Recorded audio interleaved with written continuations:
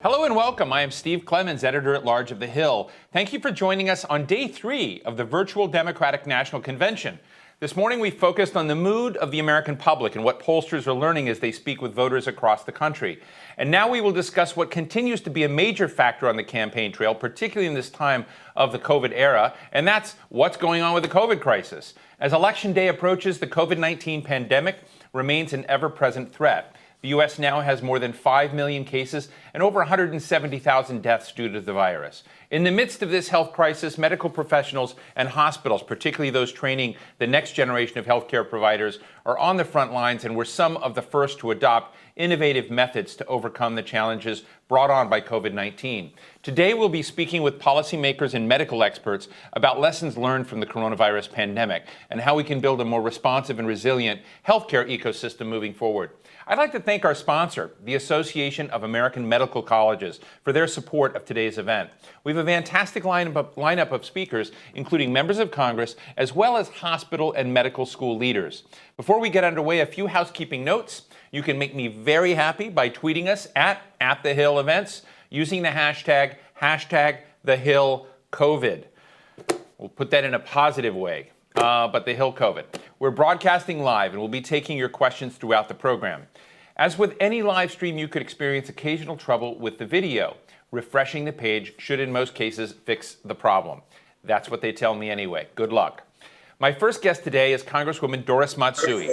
As a member of the House Energy and Commerce Committee, she has supported policies that promote new innovation in patient care, such as telehealth. She's also the co-chair of the Congressional Task Force on Aging and Families, where she examines issues affecting seniors, one of the communities most vulnerable to COVID-19. Congresswoman Matsui, it's great to see you again. Thank you so much for sharing your thoughts with us.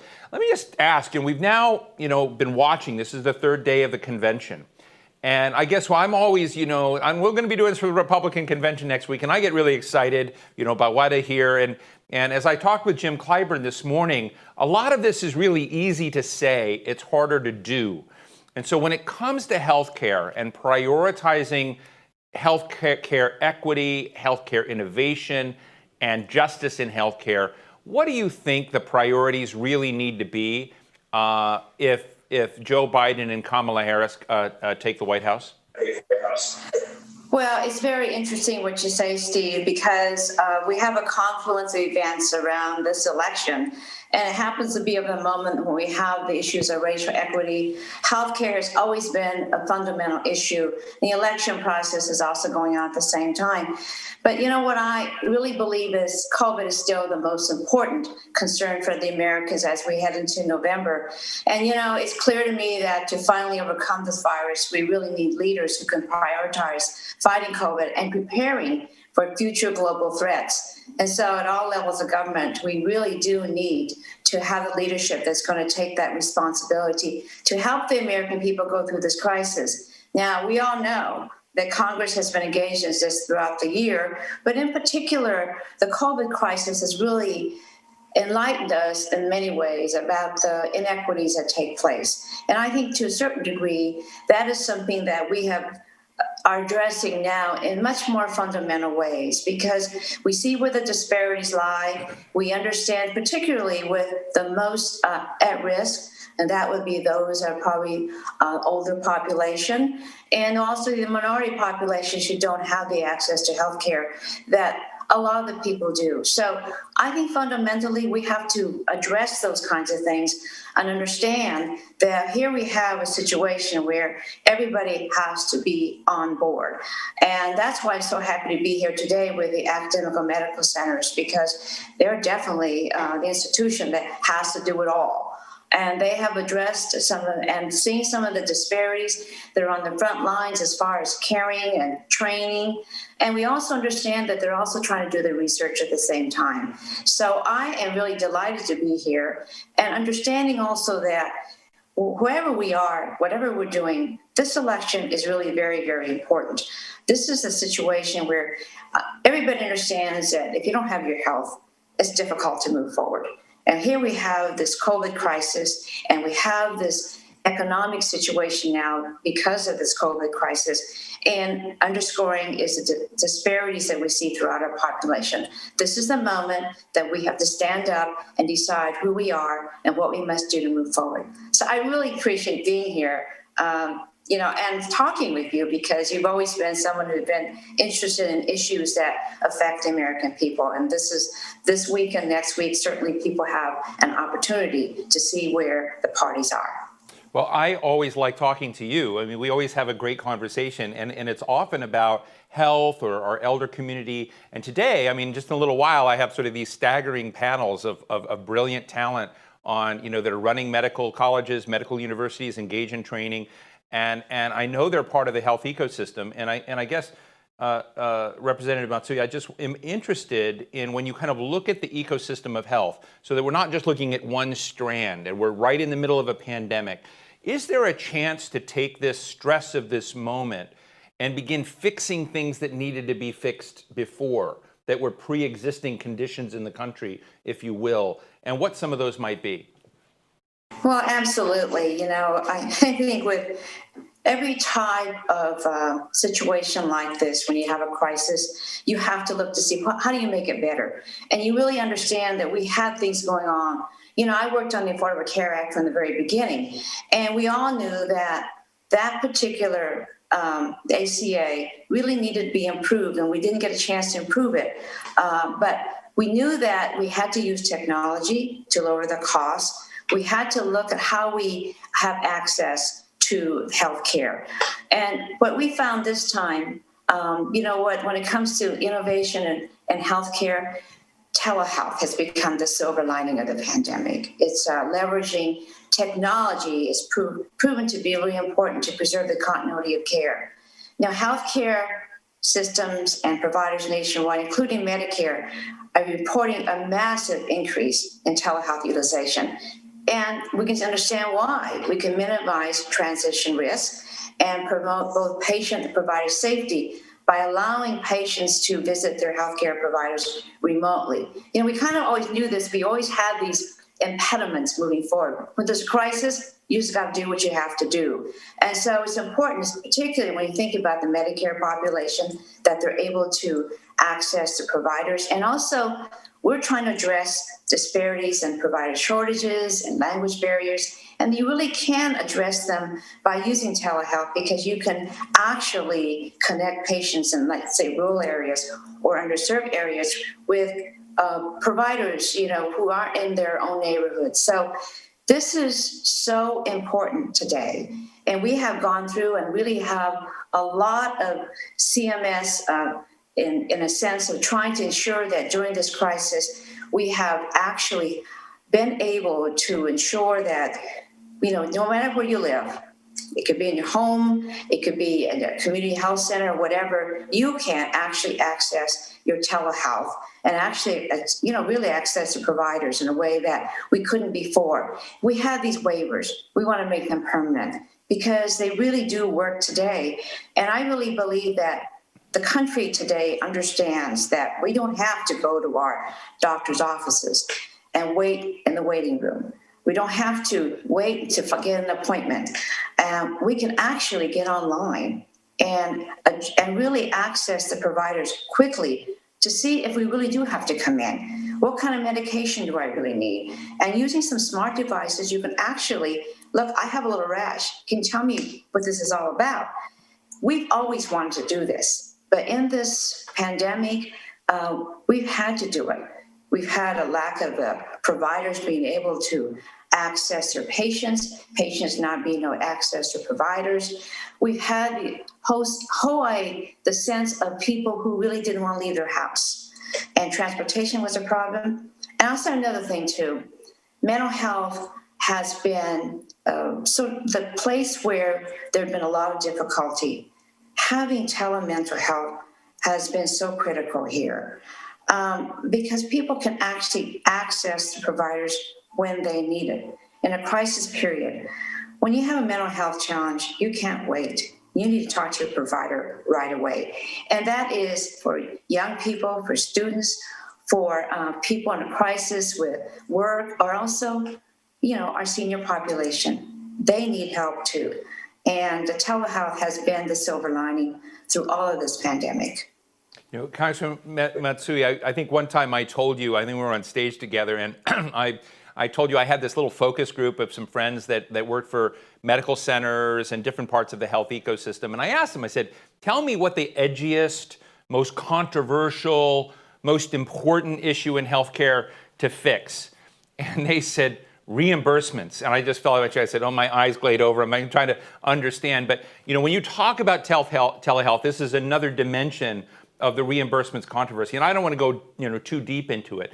But for the lay person who doesn't understand the complexity out there, there's a fragility, as I understand it, in whether telehealth will continue to be something that will be reimbursed, that will be funded. And there's a whole reimbursement challenge, you know, out there in terms of moving medicine and health practicing forward. So can you help us understand why reimbursements is such an important issue? Well, reimbursements generally are really basically a traditional way, face-to-face. You know, you really do have hands-on. In this situation, it's telehealth. You know, it's long distance. You're not really actually seeing the person in person. But what we have done is really get Medicare waivers to be able to get some of these reimbursements. We want to make that permanent. There has been a reluctance, but with the waivers and this emergency situation, we've been able to do that. We want to make these things more sustainable and permanent. But this is the opening that we have to do this. And that is why I really believe that using Medicare and the Medicare waivers, we can open the door to this. And, you know, providers and also Medicare and the insurance companies, I think they all understand this today. We can't move forward unless we look at how we get the reimbursements taken care of. So we've opened the door on that. And that's one of the silver linings also of the crisis too. We're not as rigid as we used to be. This works, and we're going to move it forward. When you look at vulnerable communities, and we've been talking about health disparities in the country, before this hit, I was looking at, you know, some very bleak numbers. For instance, you know, maternal mortality in the Black community, such a huge gap with our other maternal mortality figures for essentially white women in the country. And so there's a lot of underlying issues. And as we saw COVID hit, many communities of color have been carrying the disproportionate load. What do you think we can do to raise up the quality of healthcare access and benefits for these communities where we can just starkly see that they are not benefiting in the ways that other parts of Americans are in this country? Absolutely, and we've been addressing that through our committee work already, but what this pandemic has really exposed is the vast disparities we have in certain communities of color, the aging population, and we really do have to expand coverage. That's what it's all about. You know, we have to make sure that they can get the access to the care they need. And so what we're trying to do here is through the HEROES Act, in essence, like expand FMAP. Medicaid is critical throughout this whole process. You know, Medicaid enrollment is increasing, and yet we have to make sure that the administration doesn't thwart us in this way at all, because, you know, ACA is important in this whole situation. Much of what we do in ACA has to have Medicaid in there. And so therefore, we are looking forward in order to look to see how the populations react, you know, and we also want to make sure that as we move forward in this, that there are certain populations that like to access their care at certain community health centers, culturally specific, language, it could be a barrier. So community health centers have been growing, the FQHCs in their use. And so we are trying to find out where, and we have been finding out, where populations that have disparities will address their health care and move into those places so that they can get the care they need and deserve. We are taking questions from the audience. We've got a great question from Michael out at UCLA. Michael? Hi, my name is Mike Altschul. I'm Executive Director of Government Relations for UCLA Health in Los Angeles, California. My question for the panel is, what are the current barriers to having rapid turnaround, widespread COVID testing, and what can we do to remove those barriers? So rapid turnaround, widespread COVID testing. This is the one topic that since I think March, I have asked over and over and over again. So I'm going to ask you, Congressman Matsui, to just solve it. Oh, wow. If I were the leader of this country, I would have made sure from day one that we address that. And that means this is a time when you need this national crisis, you need the national resources. And that's why I really believe at the very moment that this happened, we would address this right away. Without the testing, we really were at falling behind already. And so, whatever we're doing now, we have testing included in all the care bills that we have. The new one that we have, or the old one that we passed 3 months ago, they're waiting for the Senate to act on it. It's critical in the testing too. It's a national plan. We need a national plan for this. It can't be state by state because what they're doing is competing against each other. We can't do this. I mean, especially the academic research centers, almost every single one of them have come up with something. If I were the one in charge, I would say, let's do it. And let's focus on the testing aspect of it. It needs to be quick.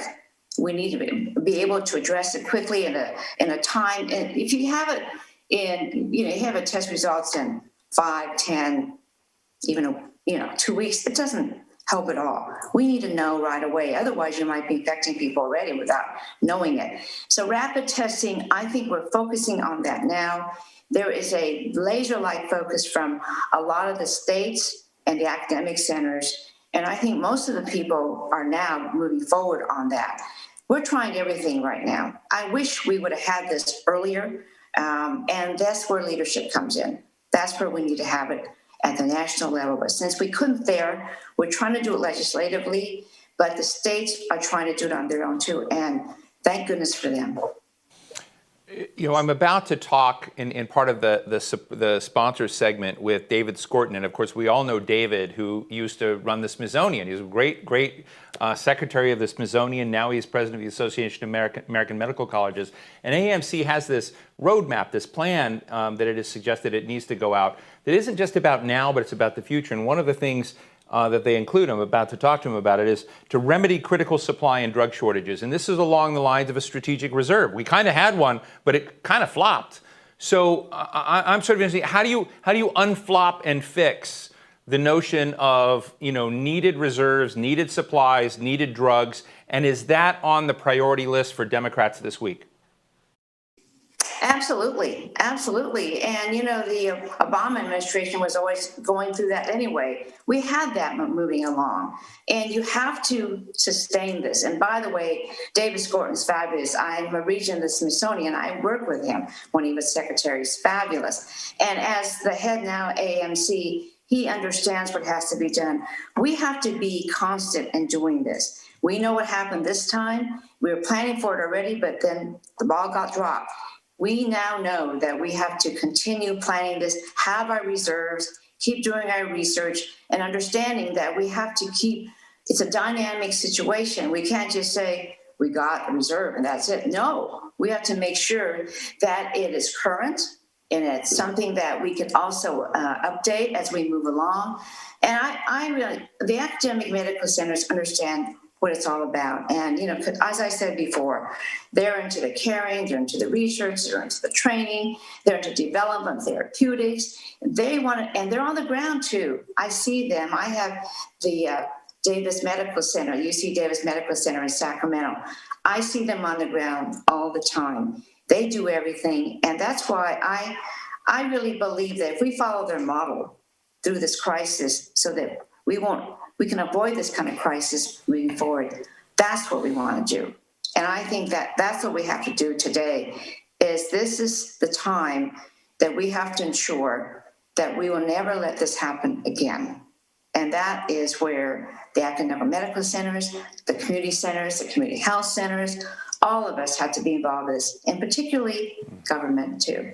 That we need national leadership to do this. Well, Representative Matsui, I really enjoy our conversations. I just don't know why we don't set up a new show, Matsui and Clemons.